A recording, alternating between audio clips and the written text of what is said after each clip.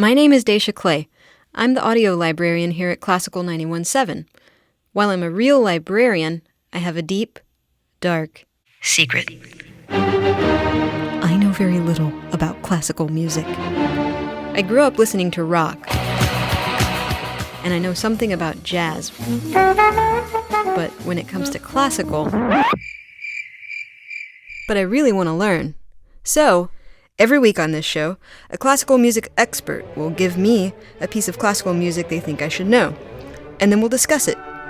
Come learn with me in the classical classroom.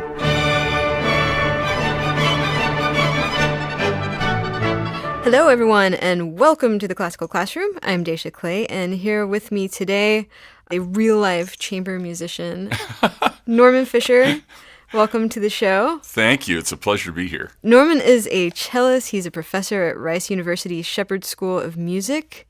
He is a member of the Fischer Duo with pianist Jeannie Kierman, which they've been doing for over 43 years. He's a member of the Grammy and Emmy-nominated Concord String Quartet, and in his quote-unquote off time, his summer gig, is coordinating the chamber music at the Tanglewood Music Center. So, given all of that cred, what are you going to be teaching me about today? Oh, I thought it would be really fun to talk about Beethoven, and specifically the Beethoven works for cello and piano, since we have the CD that just came out. Yeah. And I've been bathing in this repertoire for, so long that it would be fun to talk to you about that. Cool. I love it. I love talking about the big sort of founding fathers of classical music, because their work is just so genius, and learning about how their genius works is so I awesome. love the way you say founding fathers, because in a way, with some of the mediums that we look at in terms of groups, like the symphony orchestra, symphonies, or piano trios, violin, cello, and piano is a sort of a medium, or the string quartet, that Joseph Haydn, who was Beethoven's teacher, was sort of the person who both created that and then took it in a kind of evolutionary state to some apex. And so Beethoven copied what Haydn did in terms of writing piano sonatas, just for piano alone, piano trios, the symphony orchestra. But then he invented the cello and piano sonata. Beethoven invented this because form. Although there were pieces for cello and accompaniment, before, there wasn't anything where the relationship between the piano and the cello was really co-equal, and where they had equally important parts. And so they would switch off about who's in the fore and who's accompanying. It's a little bit like basketball players, something like passing the ball around. Yeah. People take shots at different times. It becomes a very exciting thing to watch and to listen to, because there's a lot of shared energy and passion going back and forth. That's one thing that I've learned about chamber music recently, is that it's like this very sort of democratic form of music where each instrument sort of has equal importance. Oh, yeah. And even if you think that, let's say, the first violin in a string quartet is sort of the more show-off voice, and they have more notes and everything else, all the things that are going on inside of that may not be quite so glitzy on the front the first time you hear it, but the energy is really important about what happens inside of that. And so if you're taking something like a cello and piano sonata, we have the piano is playing lots of different voices, right? And the cello can only really play one voice at a time. But it's really complicated and interesting to hear what's going on in terms of the interplay of all the stuff, the left hand and different voices in the left hand. That's the lower voices that the piano plays, or the tinkly things in the right hand, the little high things that you hear in the piano. And sometimes the cello sits in the middle. It's really fun. When I was listening to the sonata in E-flat major, I noticed that it was kind of like listening to musical ping pong. Yeah. You know, it's like they go back and forth and they sort of swap off, but then they have this sort of, it's like they're having a conversation and then they have a resolution where they're both kind of talking at the same time. Well, I love that you're talking about that E-flat sonata, because that, I'll bet if there are people that are really serious musicians and they say, wait a minute, there is no sonata in E-flat major by Beethoven, because most people don't know that this piece exists. Really? Oh yeah, it's because it's an arrangement of another chamber music work, a work for violin, viola, and cello. And Beethoven took that piece and made a version for cello and piano. So many times, because the violin part is the top part, that might be in the right hand of the piano. And the cello sometimes plays the viola part, weirdly, and then the bass part would be the left hand. And so it has this thing, but it's not always the case. So sometimes the cello will play the bass line, sometimes it will play the violin part, and it sort of moves around. And so it's very interesting. But that actually was written originally as a 3-voice chamber music piece for 3 string instruments.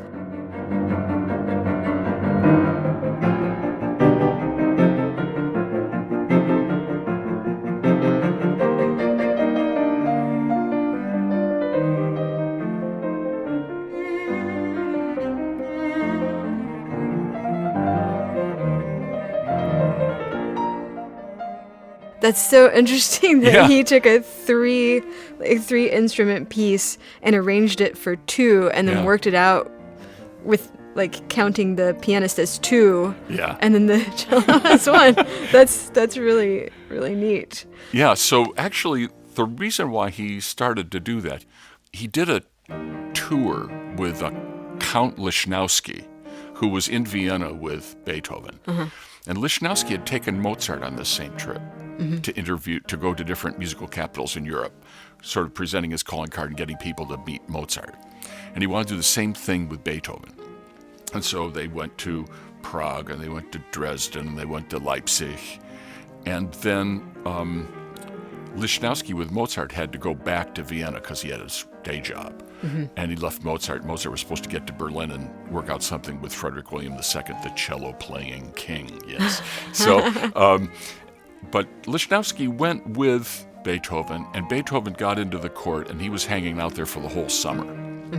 And so he took with him the manuscript of the Opus 3 string trio that he'd finished and said, once I'm here, maybe I can figure out if I can make an arrangement of this, and that would make the cello-playing king happy. Maybe get me on the dole so I could get on retainer, and that would give me a little income, revenue stream that would keep me safe, financially. And so once he started to do that arrangement, I think he realized I should just write some original composition while I'm here. And then he actually said, because I'm going to make an impression. Yeah. So basically, he was writing these sorts of works to impress. Oh, yeah. So that he could get hear these Opus like a 5, paying gig. When you hear these Opus 5 sonatas, it's all about that. I mean, it is really powerful, bold, imaginative. I mean, he's putting his best stuff into these sonatas because he's really trying to make an impression. He wants to make an impression as a pianist. So the piano parts are really hard. Yeah.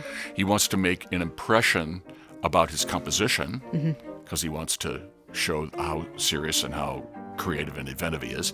And he wants to show that he can write really well for the cello. Right. So he's trying to do all 3 of those things at the same time. One thing that you'll hear in these Opus 5 sonatas, there are 2 of them. Both of them start with very long, slow introductions. Take, for example, the opening of the Opus 5 number 1, the F major sonata. It's very interesting because he starts with 4 notes. He goes da-da, do-dee, silence. Dee-dee-da-da-da-dum. Just the cello and the piano together, playing the same notes at the same time. And then they do it again. Ba-da-dum. Ba-dee-da-da-da-dee. And then sort of say, but the silence is very dramatic in both of these cases. In the G minor, which opens, there's a big chord. And then you have this, so almost like an explosion, and then you watch something falling down from the ceiling after you a big crash. Bum, ba, bum, ba, bum, ba, bum, you know? But the silences that happen at the end of this long movement of the G minor are really, really long.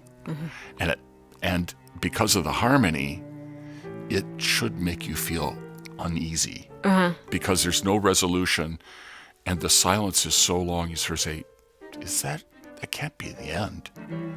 And yet, what do we do? Yeah.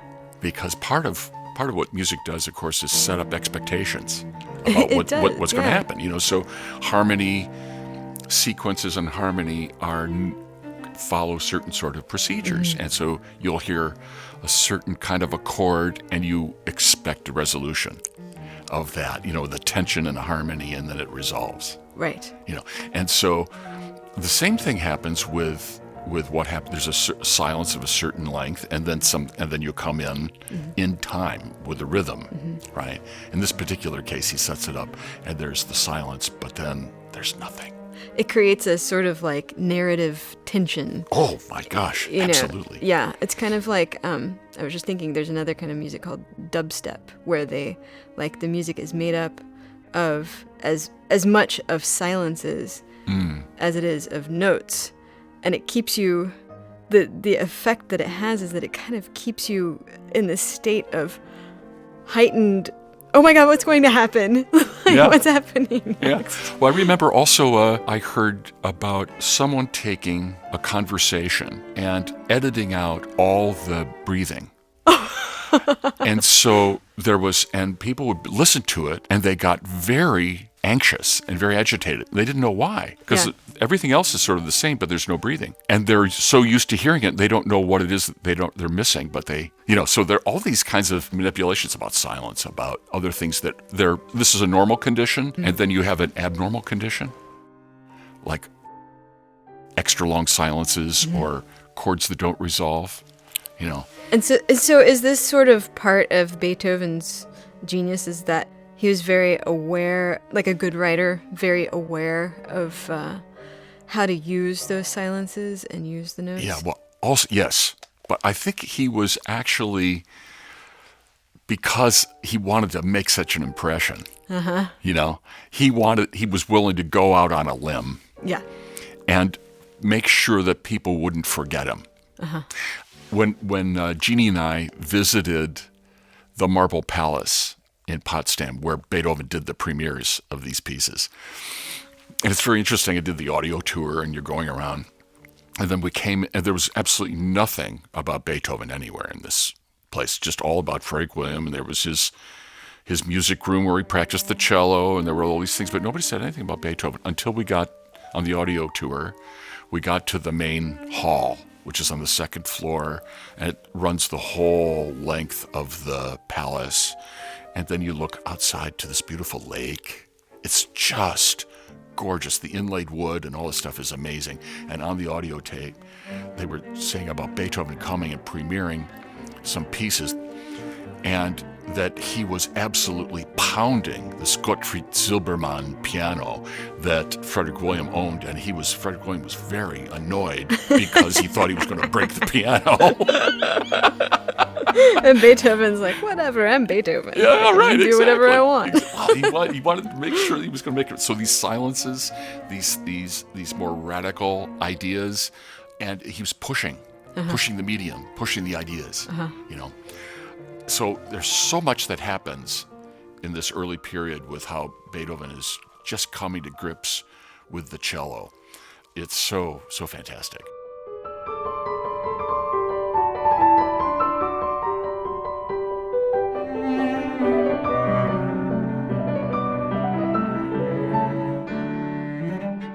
Why cello and piano, particularly? I mean, I know because of the king. Yep. Like this was a sort of financially good decision for Beethoven to make to write in the cello. Right. But why pair it with the piano, and like why do those instruments seem to work so well together? Well, you know, that's a really good question, because, you know, on paper they wouldn't. Yeah. I mean, because you have the cello is a sustaining, singing instrument, right?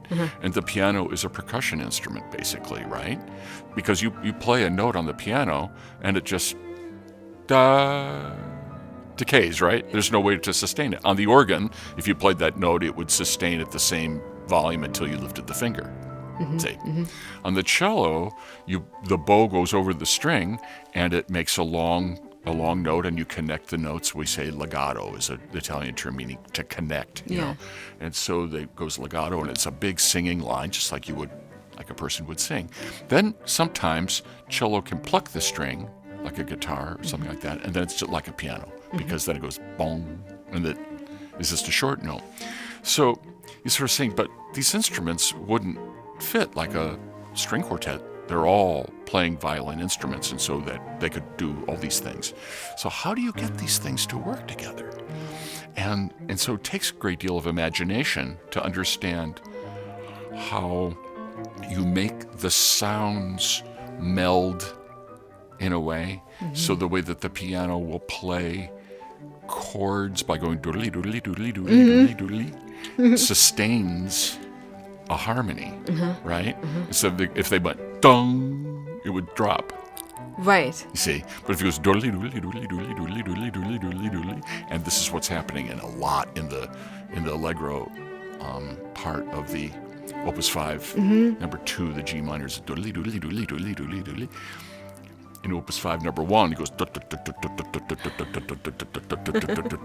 same chord, and then new chord. You can hear those things happening. So there are lots of ways in which Beethoven is creating the illusions of other things happening. Right. But this idea... that's a really interesting way to put it, yeah. Yeah, but this idea about a sustaining and non-sustaining instrument and doing that, after a while, it's so second nature the way Beethoven is writing. By the time he gets to the late sonatas, you don't even notice that because of the way in which he's much more sophisticated about how he's handling sustaining sounds in the piano and sustaining and non-sustaining in the cello, and they sort of weave one into the other, and it just seems like the most natural thing in the world. Yeah.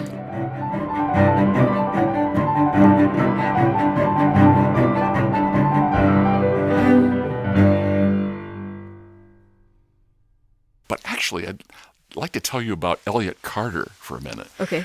So he's an American composer, and he just died a few years ago at the age of 103. Holy moly. Yeah, and so he's one of our most important American composers. One of his first significant pieces was a cello sonata, and he said, I'm trying to figure out how to make this non-sustaining and sustaining instrument work together. And he came at it from a completely new way, sort of, but drinking all the stuff in that Beethoven had done and doing something, again, sort of new. That forward. Dealt with concepts of time and ways in which you perceive meter and rhythm. And so he took another step beyond in that way.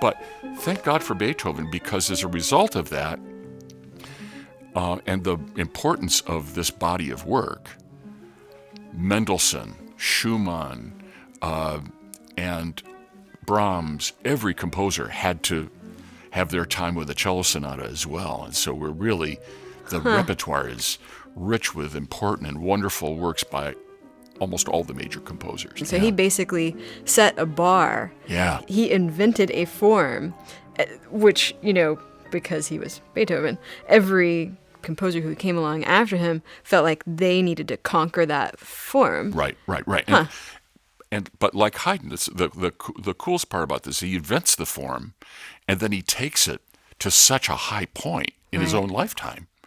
Really, between 1796 and 1815, that's not a very long period of time. Yeah.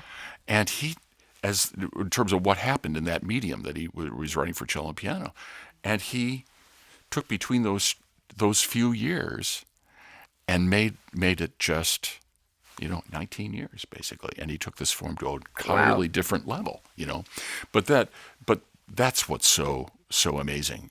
But the cello, the voice of the cello. Well, I have to say a couple things about this. Of course, this is I'm scratching my back, but the cello is such a beautiful instrument. I mean, the singing tone, and it is unique among other instruments in that it can sing in the range of any human voice. So the highest notes on the cello will be the highest notes that a soprano could sing, and the lowest notes on the cello, the lowest notes that a bass would sing. And so it goes through the entire vocal range. And composers that have written for the cello, they love that about it, because they can really go, I want this to be mezzo soprano, I want this to be a coloratura soprano, I want this to be a tenor aria, I want this to be a baritone, Yeah. And so it does all those things. But then the other thing that I have to say is that cellists are really friendly, gregarious people. And so it's a little bit of a chicken and egg thing. You don't know if they were like that and they were drawn to the cello or that the music was written for the cello becomes generous and wonderful, But like, for example, Frédéric Chopin, the great Polish composer, only wrote piano music except for a piano trio, a cello sonata, and a polonaise for cello and piano. And the reason why he chose the cello is that he had a really good friend, Auguste Franchomme, who was his buddy. And then they sat down and said, I'd like to write something for you, and we could do this together. And so they would improvise together and hang out and do this kind of stuff. And then the cello sonata, which wound up being his last major piece, was sort of written as a result of friendship. That's the fact that like Beethoven he did invent a form of music based on his financial needs and his circumstances, and then like Chopin just knew a dude who he liked and was like, hey, I want to write something for you, and Mendelssohn wrote for his brother Paul, and so there are lots of ways in which you sort of see particular people that Brahms wrote for Haussmann, one of his buddies who was involved with his work. And Beethoven, of course, in the course of his life as a composer, knew lots of cellists and wrote for particular cellists. So although he was hoping to get the dollar bills. The dollar bills, right? On that first thing, unfortunately, Frederick William II, the cello playing king, died. Oh. So he didn't get the chance to get on the. I know. That's tragic. Didn't get a chance to get on the dole. But then when he had other pieces come up, he was writing for Nicholas Kraft, was one of the cellists, and then Josef Linke was another cellist, and Bernhard Romberg, who was one of his buddies from his hometown Bonn, came to Vienna also, and so he was involved in a lot of these performances too. So sort of there were always cellists that were involved. He ran in with the cellist crowd. Yeah. Says the cellist proudly. Oh yeah. I was wondering, because everybody knows that Beethoven was deaf and that he sort of became deaf, and this had like a big impact on his music. I'm curious, was he going deaf when he was writing these works? Was he, and if so, like how did that impact the composition? If not, how were these works different from works that he wrote when he was going deaf? Oh, that's a really good question, because this is one of the great mysteries about Beethoven, which is that certainly the first pieces where he was playing them, for the king, a lot of the first pieces, of course, he was hearing fine then. Yeah. And then later on, he started realizing that he was losing his hearing. And so, for example, by the time you get to the A major sonata, the famous Opus 69, which is 1808, he wasn't performing that. He didn't perform the premiere. And then also with the two late sonatas, he also didn't perform those.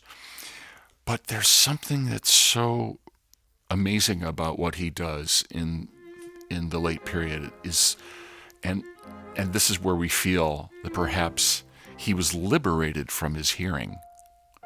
So there was this sense about saying he was writing from his imagination onto the page without the actual physical ability to hear without what the he was doing. interference of Exactly. Yeah. And so it was such a powerful meditative environment that it allowed this whole other level of imagination and creativity to happen because he's not distracted with hearing it. Isn't that weird? Yeah. To sound like that, but I mean, it's just the idea of that. It kind of makes sense, though. I mean, like, when you're robbed of one of your five senses, like, it sort of comes out elsewhere. Like, you gain superpowers in some other area. And I guess this sort of unlocking of his imagination was his. Yeah. Was there anything about the cello that, and this is a total stretch, but you were talking about how the cello is like the human voice and how it can, do the whole range of what the human voice can do. Was there anything, like he stuck with this even after, the king dies and he's not going to be on the dole? Right. Did he maybe have an affinity for the cello because of how it sounded to his ears that were going bad, that it mimicked the human voice? I think so.